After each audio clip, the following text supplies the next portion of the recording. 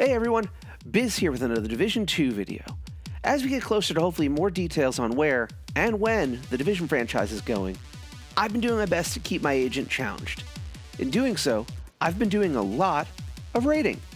Today, we're going to talk about the first encounter of Dark Hours, a run through the concourse with Chungus Prime, Max Boomer Bailey. As always, thanks for stopping by and checking out the channel. If you're new here and you like what you see, please like and subscribe for all things Biz. You guys are a big part of what I do here, and thanks for the support. It really means a lot. Also, leave a comment below to let me know what you think the hardest part of Dark Hours is. I'll do my best to cover any questions as they arise. With that said, let's jump on in.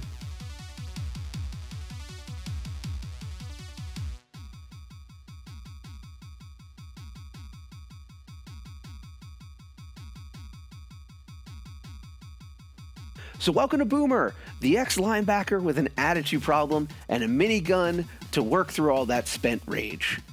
Before we get to him and how to beat him, let's talk about the room and how the group should set up. So when you first get in, you're going to see a coffee shop in the center. This center will have 4 computers on the inside of each corner and a screen on the outside of each corner.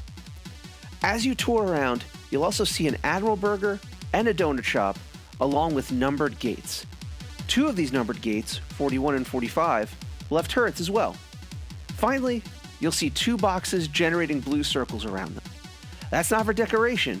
Those blue circles are force fields that will keep the ads in them immune to everything. For sure, something will need to be done with those force fields. But before, let's talk about what the team will need to be composed of and placed. For this encounter, you'll need 7 of the DPS players and 1 healer with a Scorpio equipped. That healer should land in the middle and also be the only person with a Scorpio hitting the boss when we get there. You're going to want to hold on to that for a little later. So of the 7 DPS players, 2 of these agents will kite or get Boomer to follow them around the room. These kiters will also be stationed at the turret gates 41 and 45 respectively. The other 5 agents will stack up on the remaining gates and restaurants. We're talking Burger, Donut, 40, 43, and 44. The job of the agents on the gates will be ad control. Any ads coming out will need to be dealt with quickly. To kick this encounter off, the kiters will need to knock out the force fields with the turrets. These miniguns are very temperamental though, so be sure to be mindful not to overheat as they take a really long time to cool down. Kiters will start with the further away force field and then eliminate the closer one. Once that and the ads are clear, it's Boomer time. So a little about Boomer. He's a big boy who has a short attention span. In saying this, he will focus on one person at a time and chase after them. If he gets close, he will do a rushing attack that will do a lot of damage if not dodged. He also has his own portable force field backpack that only the miniguns can damage.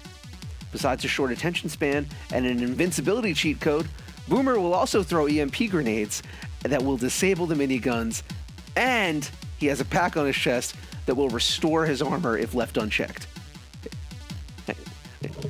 This is the first encounter? Believe it or not, as long as everyone is doing what they need to, controlling their ads, Boomer is pretty easy. When he comes out, one of the kiters will get his attention and the other will stay on a minigun, usually 45. The kiter will bring Boomer to the gun and turn him around, leaving his back exposed.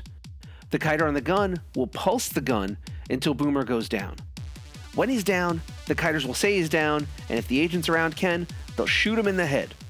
You can do only 2 armor bars of damage each down, so make the most of each instance. When he gets up, he'll throw that EMP grenade though, unless the healer can pull off the double down. No, we're not talking about the failed KFC sandwich. The double down is why only the healer can shoot Boomer with the Scorpio. During the damage phase, the healer will shoot him with 5 rounds of the Scorpio. As he's getting up, he'll let the 6th round fly, putting a shock effect on Boomer. Keeping him frozen gives the kiters a second shot to get him down, or a double down.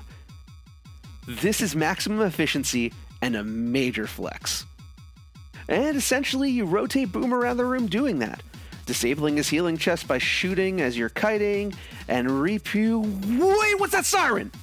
Oh yeah, those force fields that were up at the start, yeah, they can restart, putting a real wrench in this encounter. The only way to stop that is to press the corresponding laptop that is shown on the screen. Those laptops are labeled A, B, C, and D.